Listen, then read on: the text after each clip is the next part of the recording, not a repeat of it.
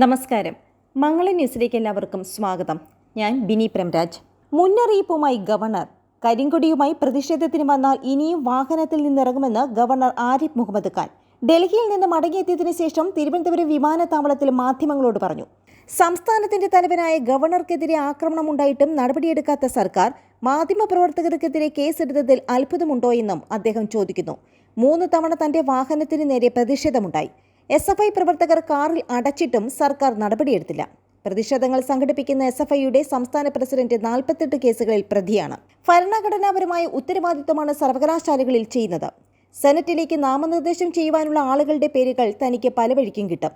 സർവകലാശാലകളിൽ സർക്കാരിന് രാഷ്ട്രീയമായി ഇടപെടാൻ കഴിയില്ല എന്ന് സുപ്രീം കോടതി പറഞ്ഞിട്ടുണ്ടെന്നും കൂട്ടിച്ചേർത്തു ഗവർണർ. അതേസമയം സംസ്ഥാനത്ത് മടങ്ങിയെത്തിയ ഗവർണർക്ക് നേരെ വീണ്ടും കരിങ്കൊടി പ്രതിഷേധവുമായി SFI രംഗത്തെത്തി.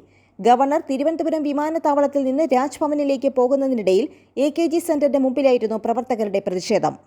സംഭവത്തിൽ 4 പേരെ പോലീസ് കസ്റ്റഡിയിലെടുത്തു. ആരിഫ് മുഹമ്മദ് ഖാൻ ഗോ ബാക്ക് എന്ന മുദ്രാവാക്യം വിളിച്ചാണ് SFI പ്രവർത്തകർ കരിങ്കൊടി കാണിച്ചത്. ഡിസംബർ 21-ന് ഗവർണർ രാജ്ഭവനിൽ നിന്ന് വിമാനത്താവളത്തിലേക്ക് പോകുന്നതിനിടയിലും SFIക്കാർ കരിങ്കൊടി കാണിച്ച് മുദ്രാവാക്യം വിളിച്ചിരുന്നു. തന്നെ ആക്രമിക്കാനായി മുഖ്യമന്ത്രി ഗുണ്ടകളെ അയക്കുകയാണെന്നായിരുന്നു വിമാനത്താവളത്തിലെത്തിയ ഗവർണറുടെ പ്രതികരണം. നേരത്തെ കാലിക്കറ്റ് സർവകലാശാലയിൽ ഗവർണർക്കെതിരെ ദിവസങ്ങൾ നീണ്ട പ്രതിഷേധം SFI സംഘടിപ്പിച്ചിരുന്നു. അതേസമയം സംസ്ഥാന സർക്കാർ ഗവർണർക്കെതിരെയുള്ള പോരാട്ടം കൊഴുപ്പിക്കുകയാണ്. സംസ്ഥാന നിയമസഭ പാസാക്കിയ ബില്ലുകളിൽ ഒപ്പിടാതെ നീട്ടിക്കൊണ്ടുപോകുന്ന ഗവർണറുടെ രീതിക്കെതിരെ സമർപ്പിച്ച ഹർജിയിൽ സംസ്ഥാന സർക്കാർ മാറ്റം വരുത്തിയിരിക്കുകയാണ്. ഭേദഗതി ചെയ്ത ഹർജിയിൽ നിയമസഭ പാസാക്കുന്ന ബില്ലുകളിൽ ഗവർണർ തീരുമാനമെടുക്കുന്നതിന് മാർഗരേഖ പുറത്തിറക്കണമെന്ന് ആവശ്യപ്പെട്ടിട്ടുണ്ട്. സമയക്രമം അടക്കം നിശ്ചയിക്കണമെന്നാണ് ആവശ്യം. ഭരണഘടനാപരമായ അധികാരങ്ങൾ വിനിയോഗിക്കുന്നതിൽ ഗവർണർക്ക് വീഴ്ച പറ്റിയെന്ന് വിധിക്കണം എന്നും ആവശ്യമുണ്ട്. ഗവർണറുടെ പരിഗണനയിലിരിക്കുന്ന ബില്ലുകളിൽ അടിയന്തരമായി തീരുമാനമെടുക്കാൻ ഗവർണർക്ക് നിർദ്ദേശം നൽകണമെന്നും സുപ്രീം കോടതിയിൽ നൽകിയ ഹർജിയിൽ പറയുന്നു. അതേസമയം ഏറെ നാളുകളായി സർക്കാരിനെ അലട്ടുന്ന ഒരു പ്രശ്നമായിരുന്നു ചില ബില്ലുകളിൽ ഗവർണർ ഒപ്പിടാത്തത്. സർക്കാർ സുപ്രീം കോടതിയിൽ ഗവർണർക്കെതിരെ ഹർജി ഫയൽ ചെയ്തിരുന്നു. 8 ബില്ലുകളിൽ ഗവർണർ ഒപ്പിട്ടിട്ടില്ല എന്ന് ചൂണ്ടിക്കാട്ടിയാണ് ഹർജി സർക്കാർ ഫയൽ ചെയ്തിരിക്കുന്നത്. നിയമോപദേശത്തിന്റെ അടിസ്ഥാനത്തിലായിരുന്നു സർക്കാർ ഇത്തരത്തിലൊരു നീക്കം നടത്തിയത്. നേരത്തെ ഒരു പൊതുവേദിയിൽ മുഖ്യമന്ത്രി ഈ നീക്കത്തെക്കുറിച്ച് പരാമർശിച്ചിരുന്നു. ഗവർണർ ആരിഫ് മുഹമ്മദ് ഖാനെതിരെ രൂക്ഷ വിമർശനവുമായി CPIM നേതാവ് EP ജയരാജൻ രംഗത്ത് വന്നു. ഗവർണർ കാര്യങ്ങൾ പരിശോധിച്ച് തിരുത്തണം. RSS ക്രിമിനലുകളുടെ സ്വഭാവത്തിലേക്ക് തരം താഴരുത് എന്ന് അദ്ദേഹം വിമർശിച്ചു. അയോധ്യയിൽ BJPയുടെ രാഷ്ട്രീയ അജണ്ട ആണെന്നും അദ്ദേഹം കുറ്റപ്പെടുത്തി. ഗവർണർ ഉയർന്നു ചിന്തിക്കുന്നുവെന്ന് വിശ്വസിക്കുന്നു. RSS ക്രിമിനലുകളുടെ സ്വഭാവത്തിലേക്ക് തരം താഴരുത്. ഗവർണർ നിലപാട് തിരുത്തിയേ പറ്റുള്ളൂ.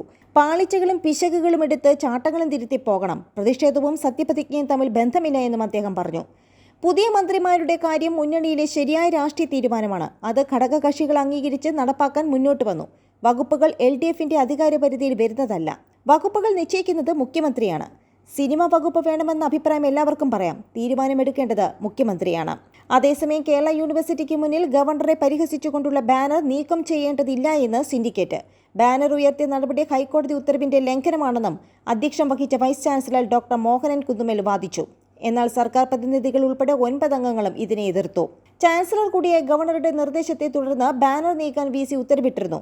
എങ്കിലും നടപ്പാക്കാൻ സാധിച്ചിരുന്നില്ല. ബാനർ നീക്കാൻ വൈസ് ചാൻസലർ രജിസ്ട്രാർക്ക് നിർദ്ദേശം നൽകിയെങ്കിലും സിൻഡിക്കേറ്റ് അംഗങ്ങൾ എതിർത്തതിനെ തുടർന്നാണ് നടപ്പാക്കാൻ സാധിക്കാത്തത്.